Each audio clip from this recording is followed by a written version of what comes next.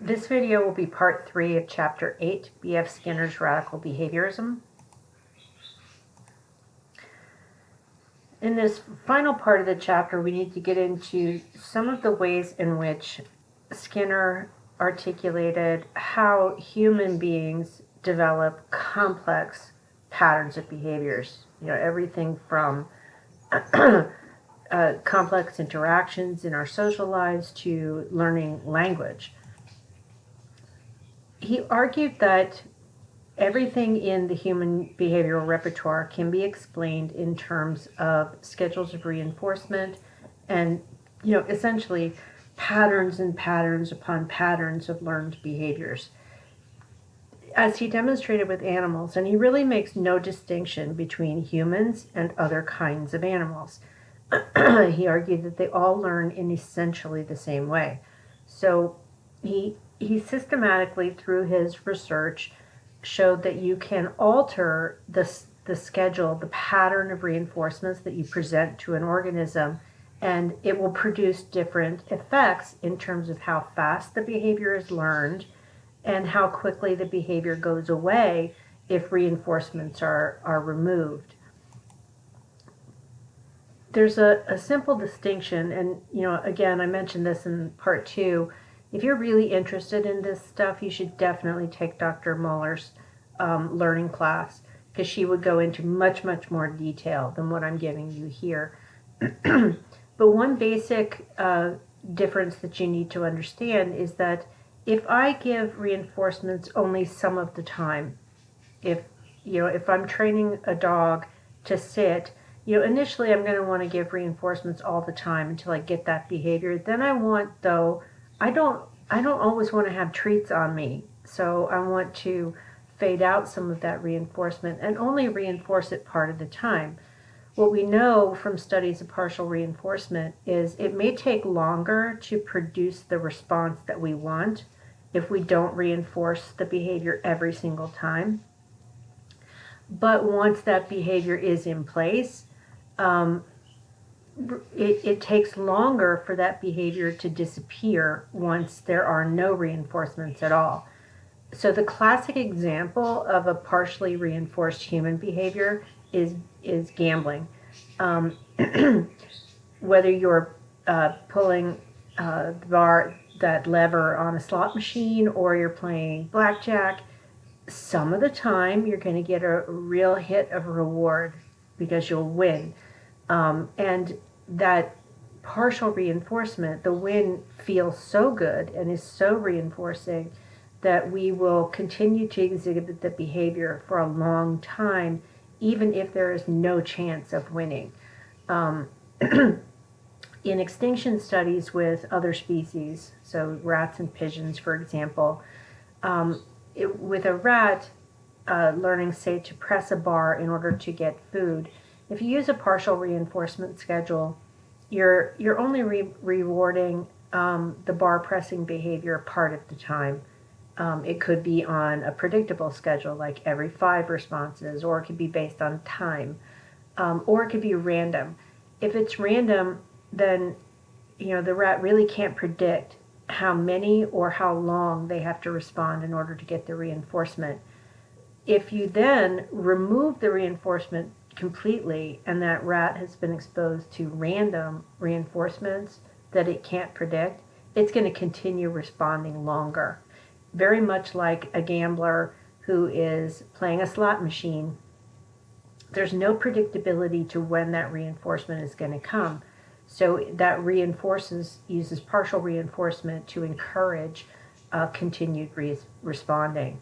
So acquisition is slower, learning the response is a bit slower, but extinction takes much longer. In continuous reinforcement, what you're doing, like I use the example of training a dog to sit, I would want to use that reward, that reinforcer, every single time in order to teach the behavior very quickly. So acquisition of the behavior is going to be fast.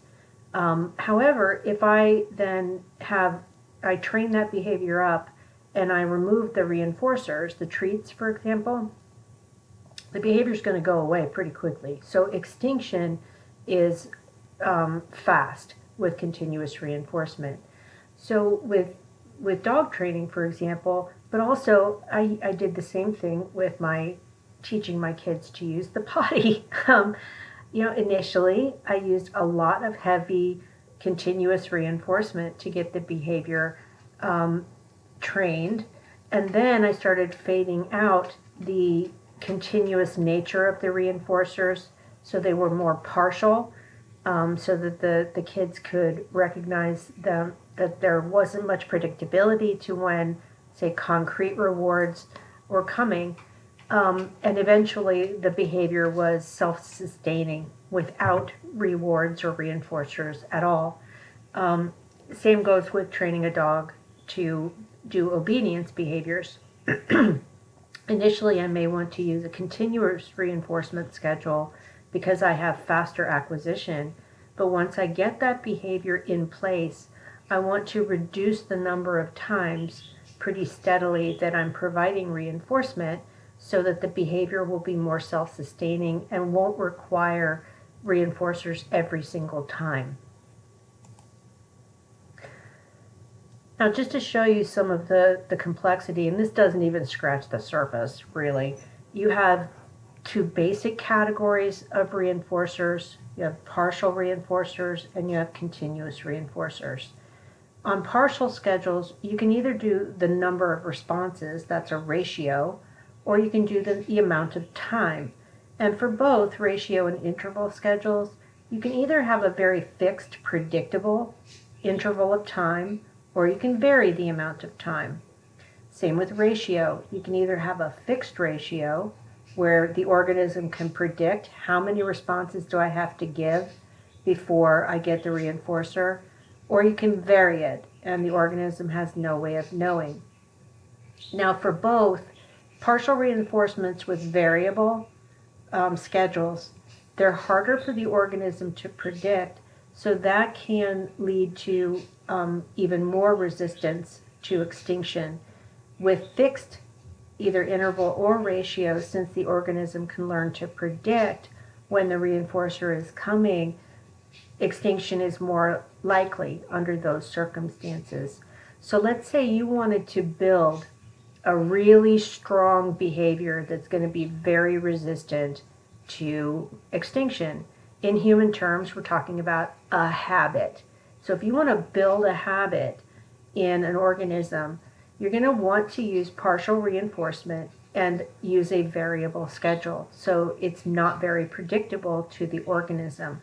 The more predictable the schedule of reinforcement, the more vulnerable the organism is to losing the behavior. So if I want to build a habitual behavior, and here's where we come into personality traits, Skinner argued that personality traits that are stable and really resistant to change, that become characteristic of a person, are likely to have been built through partial reinforcement schedules that are variable. And that way they become self-sustaining, almost self-reinforcing patterns of behavior. And that's regardless of whether they're positive behaviors or negative. So if you're building positive personality characteristics in your child or in your pet dog, you're going to want to eventually use partial schedules of reinforcement that are variable in nature because they provide the greatest resistance to extinction. If, however, you're looking at a person with a pattern of behaviors that are problematic, like a bad habit, for example, what you have to do is kind of systematically take apart what is continuing to reinforce that pattern of behavior to reverse it. Now, before we get to talking about how reversal of behaviors works, let's talk a little bit more about behavioral control. Behavioral control, from Skinner's point of view, happens when you restructure the environment. So, behaviorists sometimes talk about bringing a behavior under stimulus control. And essentially what you're doing, if you want to change a behavior, if you want to control a behavior, you have to get first control over the environment that behavior is going to take place in. So if I want to be able to, say, potty train a child, I need to first have easy access to a potty. And second, I have to, ensure that I have the time and control over that environment to focus strictly on that behavior of interest. So you're controlling the environment. Skinner, well known for creating what's called the Skinner box, which is a training environment for small animals like rats or pigeons. That's another way that you're achieving behavioral control within the environment. But on the human front, our environments typically are pretty complicated. So establishing behavioral control can be more challenging because there are more competing stimuli in that environment. If you have an environment that readily provides reinforcers for behaviors, then a behavior that you want to occur is going to increase in probability. Now, it can also be a problem if an environment is providing ready reinforcers for behaviors that you really don't want. That behavior is still going to be reinforced even if you don't want it to. So part of controlling the behavior means you may need to take certain reinforcers out of the picture so that they don't accidentally increase the likelihood of an undesirable behavior. If environments provide punishers, things that, again, decrease behaviors that you're interested in, if you don't want the behavior to happen, having punishers present can decrease the likelihood of that behavior, but usually only if it's obvious that the punishment is there and it's always going to be delivered.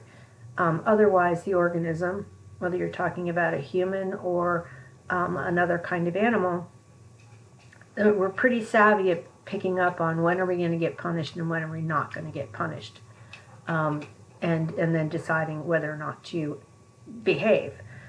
Also, with looking at the environment, if there's a behavior you are trying to decrease, and you know that the environment is not providing punishments that are reliable, you may want to increase that, or you may want to establish a reward paradigm for behaviors inconsistent with the behavior you don't like.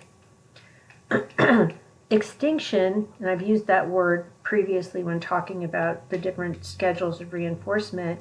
Extinction happens when you remove consequences for behaviors. So if you remove reinforcers, then the behavior is going to decrease in frequency as soon as the organism recognizes that the reinforcers are no longer coming.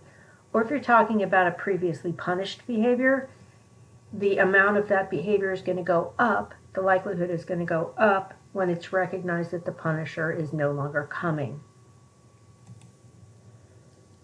Lack of reinforcements, it is going to lead toward extinction. Now, sometimes we want a behavior to extinguish. There may be a bad behavior, a negative behavior. Say if you're trying to teach a child that has self-injury behaviors, in some neurodevelopmental disorders, self-injury such as head banging can be a real problem and a very dangerous pattern of behavior. If you want to remove that behavior, you may need to establish reinforcers for other kinds of activities that don't involve hurting oneself, and perhaps some punishers.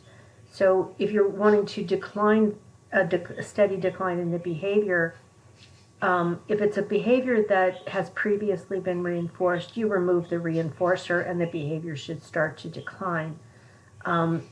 So for example, I've had foster dogs that beg at the table way too much. So what am I removing as a reinforcer? I'm definitely not giving them any food at the table. I'm also going to make them leave the room. So they get none of the things that are reinforcing. They don't get eye contact, they don't get me talking to them, and they definitely don't get my food. So I remove those reinforcers, and And any dog that lives for any amount of time in my house realizes they're not welcome in the kitchen during meals. So they have to leave, and the behavior eventually extinguishes. So those are some concrete examples of behavioral control. So how did Skinner explain personal growth? Because that's something that most personality theorists deal with in some way. He typically, as is consistent with his arguments, if you want people to grow in a healthy direction, meaning they exhibit adaptive behaviors that are constructive in their environment, you want to minimize the number of bad conditions that are going to produce negative behaviors, and you want to increase what your authors call beneficial control of the environment. In other words, you want to set up a situation where you don't have good behaviors, desirable behaviors being consistently punished. You also don't have bad behaviors that are systematically being reinforced. So you want to set up a beneficial system of environmental control where you're reinforcing positive behaviors and you're ignoring and allowing to extinguish negative behaviors. This, he argued, was a way, and this is really the basis for behavioral therapies, when you're talking about trying to improve possibilities for positive and adaptive behaviors. You have to really think clearly, what is my environment offering to this organism that I want to help grow? So for example, with my current foster dog, who's terrified of people, I need to be really attentive to systematically reinforcing brave behavior. Like when I was eating lunch earlier today, and I'd finished my lunch and I was doing the crossword puzzle, I sat with a can of treats, which she's a Labrador, she likes food, and she got rewards every time she approached me and didn't run away when I held out the treat to her. Eventually, she was standing reliably beside me, taking treats at an unpredictable interval. What happened when she ran away? I completely ignored that behavior. But every time she walks toward me, I'm able to reinforce that bravery response. What I don't want to do is follow her, because that reinforces her fear if she's being chased. It also, if I follow her to where she feels safe and goes and lays down, and then I coo over her and pet her, I'm essentially reinforcing fear. So you have to clarify how you're thinking about the learning context before you structure a reinforcement paradigm to build positive behaviors and extinguish negative ones. Now, Skinner used the word ignorance as a way of talking about things that interfere with growth. Remember how your authors structure their chapters. They want to talk about what are things that foster personal growth, what are things that interfere or present themselves as obstacles to growth. He felt that ignorance was one cause of problems in developing growth. He argued that we are in a state of ignorance when we lack awareness and knowledge of where behaviors come from. And that leaves us incapable of understanding our own behavior and incapable of changing it. So many times, and you've done this yourself probably many times in your life, you say, I wish I did this more, or I wish I did this less. Those are usually habitual behaviors that we would like to either increase or decrease. Skinner would argue that those habits, which we often describe as personality traits, at least in some cases, if we were aware of the way in which the reinforcers have been in place in the history of that pattern of behavior, it would give us more control over them. So the first step in overcoming what he calls ignorance is to admit that you may not understand what caused your behaviors to emerge in the first place. The second is then to systematically change those behaviors by acknowledging your ignorance of them. Now, as far as behavior change. So how do you actually create growth?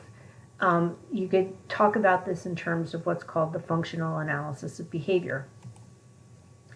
So functional analysis involves really taking a hard look at how behaviors are connected to antecedents and consequences. So you're looking for cause and effect relationships. You're going to look at every aspect of behavior as something that can be described in observable physical terms, something you can see, something you can watch. The behavior and its causes, so antecedents, and then connected to consequences, you have to be able to then describe them without explanatory fictions. In other words, you can't fall back on free will. You can't fall back on that mysterious notion of the automaton. You can't fall back on emotion and motivation that are things that you cannot see.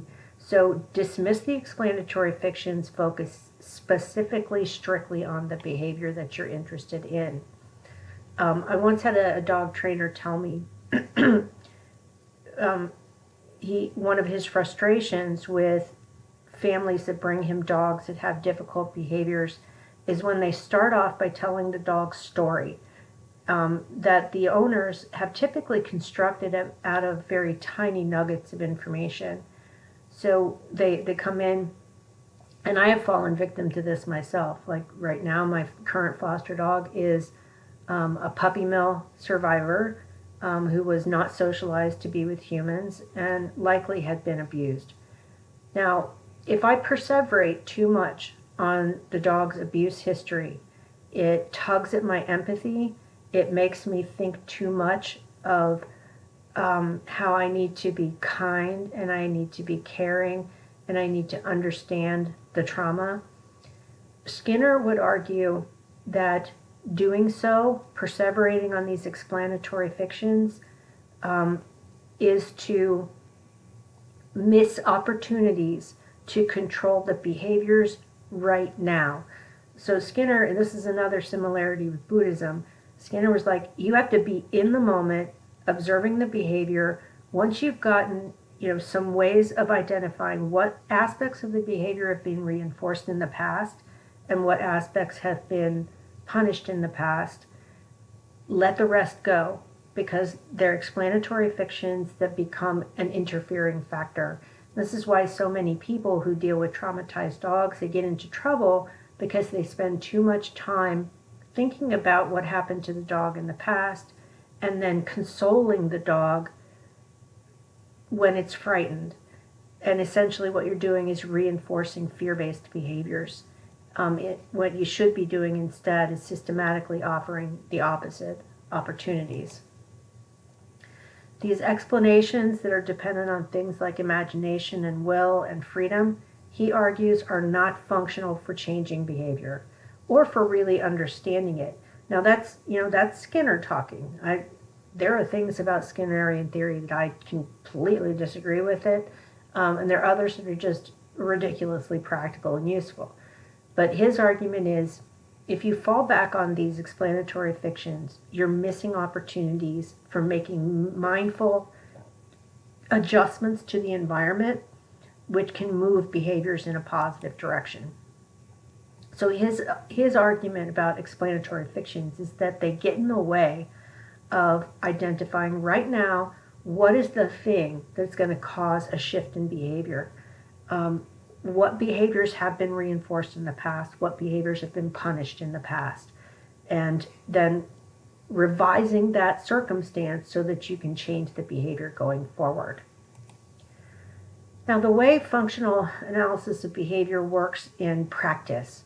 So let's say, I mentioned earlier a very distressing behavior in some people who have neurodevelopmental disorders might be self-injury. So what you're seeing on the screen is an example of a behavior log, making some comparisons of how often headbanging occurs under various conditions. So over the course of several days, how many instances of headbanging happen when the child or the person is given attention for headbanging. And what do you see here? But you have way more headbanging happening when attention is being given to the behavior than when the person is alone. And if they're ignored, you get a reduction all the way to 0 by day 10. Now, that's an extinction line. That is hard, but immediately when the attention, which is a reinforcer, is removed, you have the behavior dropping from 9 instances to 1. In an escape training model versus a free play model, here in free play, you're reinforcing the opposite behavior. So when instead of giving random attention to the headbanging itself, what you do is replace it with play behavior. And in all of these cases, our natural kind of movement, if we see a child hitting itself or hurting itself, is to sweep in and give attention.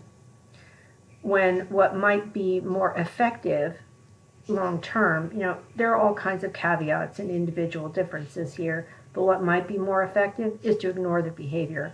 Now let's replace headbanging with temper tantrums. Let's say number of temper tantrums per day.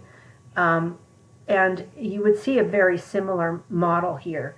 So let's say I have the number of temper tantrums on day 1 is like 9. Now for any parent, 9 temper tantrums in one day is going to blow your mind.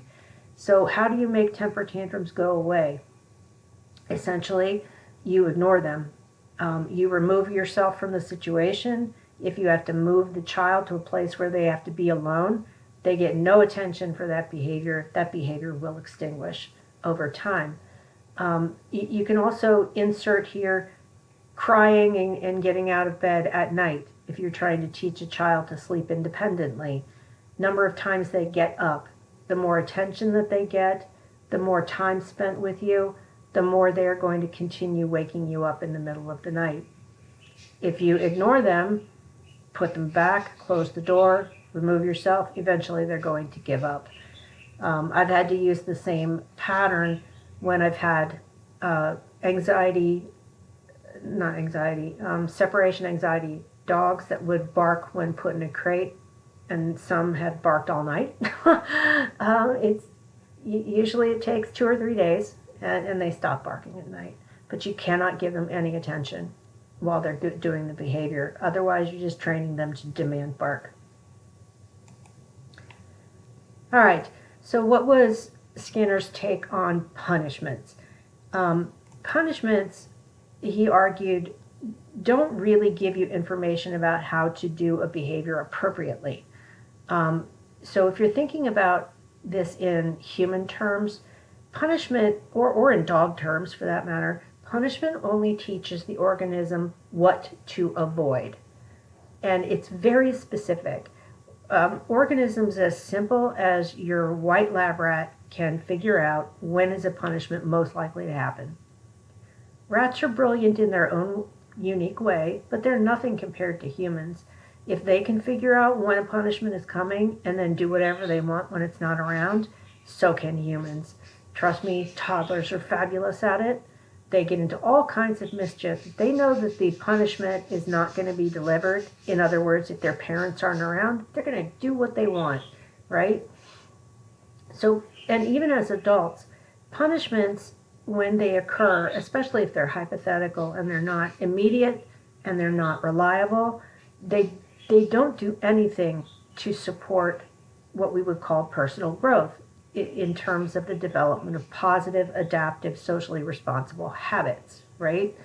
So instead, what you have is a lot of people who like to drive way too fast and way too badly as long as they don't believe the police are around, right? So he would argue that that punishment is likely to backfire in terms of growth and development.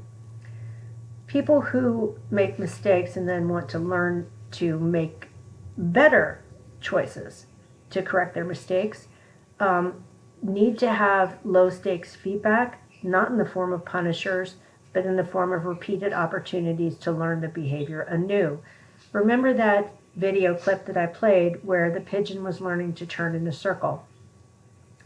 Think about that where you're training, you're teaching someone how to hit a baseball. You're teaching someone how to play some other sport. You're teaching, I spend a lot of time giving students feedback on writing. If you make the punishment, I'm going to give you this bad, horrible grade, and then next year when you take another class, maybe you'll do better. That's a punishment, and it's ineffective. So what you do is you say, here's your feedback, try again. Here's your feedback, try again. Here's your feedback, try again. And what that tends to do is allow people to learn from mistakes by taking the feedback and making a new effort and getting intermittent reinforcers along the way. Punished behaviors, as I've already said, typically don't disappear. They just get people or other animals get more creative in finding a way to avoid the punishment. Sorry for all the dog examples, but I'm not a big fan of underground fences that use electric shock to keep dogs contained, and I'll tell you why. They're punishment oriented. They tend to encourage the dog to really think hard about when is it that they're going to get punished and when are they not. So, on the one hand, it's effective for keeping them in, but a lot of dogs get really smart about responding to cues that their batteries are going dead. And once those batteries start to go down, they will just walk right across that line and do whatever they want. So even with organisms that are not human, they figure out when the punishment is going to come and when it's not, and they will continue behaviors that are reinforced in other ways because they're valuable. Punishment is particularly useless when the behavior they're attempting to take away is something rewarding, something that is reinforced in other venues. So Skinner didn't recommend punishers. From a personality theory standpoint, punishment doesn't tend to produce long-standing positive changes in behaviors. It tends to produce avoidance and escape behaviors as instead of positive changes. So what's the remedy? The remedy is to make new learning possible. So providing feedback that's corrective isn't a punisher if there are opportunities provided to demonstrate new learning. You also need to give repeated opportunities for new behaviors that have reinforcers attached that can compete with the reinforcers that may have been attached to the behavior that you want to go away. So this leads us to behavior therapy. The application of learning theory that was stimulated by Skinner's work and carried forward by behavioral theorists from that time on is left us with the legacy of behavior therapies, including something you might have heard of, applied behavior analysis, which is a therapeutic approach for what are sometimes in the education community called behavior disorders, or you may have heard ABA therapy referred to as a frontline treatment for people on the autism spectrum for teaching adaptive behaviors. So what behavior therapy involves is helping individuals learn behaviors that are positive and adaptive. It may be, an adult may come into therapy saying, I would like behavior therapy to help me avoid my fear of flying. Or they say, I would like behavior therapy to help me stop smoking. Or I'd like behavior therapy to eat healthy and exercise. So it helps people to respond to situations in a more positive and adaptive way. The therapy doesn't spend any time kind of digging around in the past, looking at where did these emotions come from. So you're not going to, if you're afraid of flying, you're not going to spend a lot of time with a behavioral therapist. In fact, you'll spend almost no time talking to the behavior therapist about what made you afraid of planes. A psychoanalyst might do that. They might try to trace it back to your early childhood development. Behavior therapists don't care. What they want to do is get you in a plane and not have you experiencing crippling anxiety while you're on it. So the therapy isn't going to spend time thinking about emotional core or trauma in the past. They're going to go straight to the behavior. So you're going to establish a therapeutic relationship that's positive in the form of setting up the parameters of the learning situation, but then guiding the individual in a process that allows them to acquire behaviors that are more adaptive. So, having a positive therapeutic relationship is important, but it's not enough.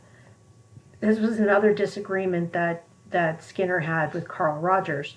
Carl Rogers, as we'll see when we study him, he was very intent on saying, what people need in psychotherapy, they need a warm, positive, loving context in which to discover their own pathway to growth. In behavior therapy, that's not enough. You can be a kind behavior therapist, but at some point, you have to be demanding. You have to set out with the goal of, we're going to take this behavior, we're going to understand its antecedents and its consequences, and we're going to change the structure so that behavior is either increased if it's a desired behavior or decreased if it's an undesired behavior. So the therapeutic positive relationship is nice, it's necessary, but it's not enough. In behavior therapists, when the client pushes back, maybe they complain, or if the client really wants to spend time perseverating on negative emotions and the past, they're not looked at as some underlying diagnostic problem. The focus then is shifted back to the behavior instead. So, instead of perseverating on the emotions, on the past, some deeply seated problem, the therapist is going to shift attention to the behavior itself. So in behavior therapy, what the client and therapist understand is that the problem is situated in what people are actually doing. And then if we add cognitive behavior therapists to this, we can also add cognitions and emotions that are attached to those behaviors. Then what the therapist and the client do is they set up some agreed upon goals. So if you're talking about someone with a fear of flying, for example, the client and the therapist agree, what's the goal? For me to be able to get on an airplane, take a flight, not have a panic attack, land on the other side, have my trip, fly home. That's the goal. Then you'll break that behavior down into tiny parts, work on a step-by-step process of counter-conditioning where you're reinforcing relaxation, you're reinforcing calmness, while systematically upping the ante and getting closer and closer through approximations to that goal of getting on an airplane. This kind of exposure therapy is actually what I'm doing with my current foster dog right now. To be successfully adoptable, this dog needs to acquire some basic comfort with human beings. So what I'm doing with her as her behavior therapist, amateur as I am, is systematically doing low doses of exposures, plus reinforcements for positive interactions with people. And hopefully, with enough time and enough consistency, she will be able to move in the positive and adaptive direction. And that concludes part 3 of chapter 8.